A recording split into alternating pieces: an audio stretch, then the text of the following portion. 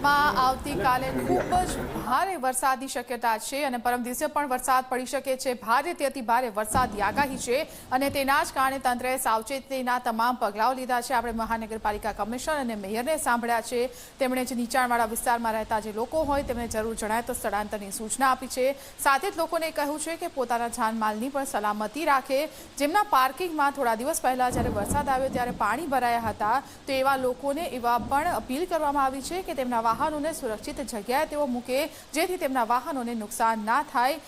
31 જુલાઈ અને 1 ઓગસ્ટ આ બે દિવસો છે અમદાવાદ માટે ખૂબ જ ભારે છે। અમદાવાદમાં ખૂબ જ વધુ વરસાદ પડવાની શક્યતા છે અને આ જ માટે જે તંત્ર છે તે તમામ તૈયારીઓ કરી રહ્યું છે। તમામ અધિકારીઓની રજા રદ કરી દેવામાં આવી છે। એસડીઆરએફ છે, એનડીઆરએફ છે, સેના છે, સ્ટેન્ડ બાય રાખવામાં આવી છે। રેસ્ક્યુ માટે જરૂર પડે તો એરફોર્સના ચોપર પણ તૈયાર છે। એટલે કે તકેદારીના તમામ પગલાઓ લેવામાં આવી રહ્યા છે।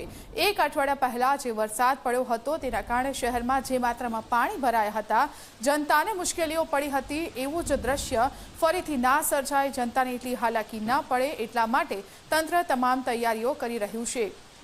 ઓફિસ અને ફેક્ટરી જતા સ્ટાફ માટે વ્યવસ્થાના આદેશ આપ્યા છે। આવતીકાલે અમદાવાદની તમામ શૈક્ષણિક સંસ્થાઓ બંધ રહેશે। 50 થી 60 કિલોમીટર પ્રતિ કલાકની ઝડપે એટલે કે ખૂબ જ વધુ ઝડપે પવન ફૂંકાવાની શક્યતા છે। મેયરે અપીલ કરી છે કે ક્યાંય પાણી ભરાય અથવા તો કોઈ પણ પ્રકારની સમસ્યા થાય તો કંટ્રોલ રૂમનો સંપર્ક કરવામાં આવે। રાત દિવસ 24 કલાક અમદાવાદ મહાનગરપાલિકાનો કંટ્રોલ રૂમ ચાલુ રહેશે। નીચાણવાળા વિસ્તારોને એલર્ટ પણ કરવામાં આવ્યા છે। લોકો પોતાના વાહનો બેઝમેન્ટ અને નીચે પાર્ક ના કરે। મેયરે આવી આગાહી કરી છે। અમદાવાદમાં અતિભારે વરસાદની આગાહીથી તંત્ર દોડતું થયું છે। પહેલા વરસાદમાં પસ્તાળ પડતા તંત્ર પાણી પહેલા પાડ બાંધી રહ્યું છે। અતિભારે વરસાદ પડે તો હાલાકી ન પડે તેવા પ્રયાસ છે। એનડીઆરએફ અને એસડીઆરએફની ટુકડીઓને પણ સ્ટેન્ડ બાય રાખવામાં આવી છે। હવે ફરી એકવાર જનતા જવાબ માંગે તે પહેલા તંત્ર દોડતું થઈ ગયું છે। લોકો પોતાના વાહનો બેઝમેન્ટ અને નીચે પાર્ક ના કરે। મેયરે આવી અપીલ કરી છે કારણ કે ગયા ગુરુવારે જે રીતે વરસાદ આવ્યો હતો અનેક લોકોના બેઝમેન્ટમાં પાણી ભરાઈ ગયા હતા અને વાહનોને નુકસાન થયું હતું। અતિ ભારે હાલાકી પડી હતી। વરસાદ ખૂબ જ વરસ્યો હતો, પાણી ભરાઈ ગયા હતા। અનેક વિસ્તારોમાં 4 દિવસ સુધી પાણી નહોતા ઓસર્યા। જનતામાં પણ આક્રોશ જોવા મળ્યો હતો અને આ વખતે પણ ફરી એવી સ્થિતિ ના સર્જાય અને જનતા જવાબ માંગે એ પહેલા જ તંત્ર દોડતું થઈ ગયું છે। તમામ પ્રકારની તૈયારીઓ, તમામ પ્રકારની વ્યવસ્થાઓ કરવામાં આવી છે। અમદાવાદ મહાનગરપાલિકા હવે ગયા અઠવાડિયાનો અનુભવ જે તેમને થયો હતો તેના પરથી બોધપાઠ લઈ રહી હોય તેવું લાગી રહ્યું છે। અમદાવાદ શહેર માટે 31 જુલાઈ અને 1 ઓગસ્ટ ખૂબ જ ભારે છે। પ્રચંડ વરસાદની આગાહીના પગલે તંત્ર દોડતું થયું છે। ગટરના પાણી બેક મારે તે પહેલા સાબરમતી નદી ખાલી કરી દેવાય છે। ખારીકટ કેનાલમાં સિંચાઈ વિભાગે પાણી છોડવાનું બંધ કર્યું છે। 18 ઇંચ વરસાદ બાદ હવે અમદાવાદમાં બીજા રાઉન્ડની આગાહી છે અને એટલા માટે જ મેયર અને મહાનગરપાલિકા કમિશનર સહિતનું તંત્ર દોડતું થયું છે। 31 જુલાઈ એટલે કે આવતીકાલનો દિવસ, 1 ઓગસ્ટ પરમ દિવસનો દિવસ, આ દિવસ બંને ખૂબ જ ભારે છે। અમદાવાદમાં વરસાદનું રેડ એલર્ટ પણ આપવામાં આવ્યું છે। એટલે કે ફરી એક વખત અમદાવાદમાં ખૂબ જ વધારે વરસાદ પડી શકે છે। હવામાન વિભાગની આગાહીના આધારે જો આપણે જઈએ તો 8 ઇંચ જેટલો વરસાદ અમદાવાદમાં પડી શકે છે અને આટલા વરસાદમાં જે રીતે ગયા વખતે પાણી ભરાયા હતા અને લોકોને હાલાકી પડી હતી, લોકોના વાહનો બંધ પડી ગયા હતા, લોકો અનેક સ્થળોએ ફસાઈ ગયા હતા અને અમદાવાદ મહાનગરપાલિકાની કામગીરી પર સવાલો ઉઠ્યા હતા અને એટલા જ માટે લોકોની સંપત્તિ અને જાનમાલનું નુકસાન ન થાય તેના માટે તંત્ર દ્વારા અનેક પ્રકારની અપીલ પણ કરવામાં આવી રહી છે। પ્રચંડ વરસાદ વરસે પહેલા જ તંત્રએ તૈયારીઓ શરૂ કરી દીધી છે। લોકો શક્ય હોય તો તકેદારી રાખે અને બહાર ના નીકળે। ઓફિસ અને ફેક્ટરી જતા સ્ટાફ માટે ખાસ વ્યવસ્થાનો આદેશ પણ આપી દેવામાં આવ્યો છે।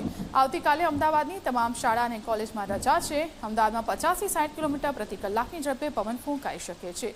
ભારેથી અતિભારે વરસાદની આગાહી, રેડ એલર્ટ આપવામાં આવ્યું છે।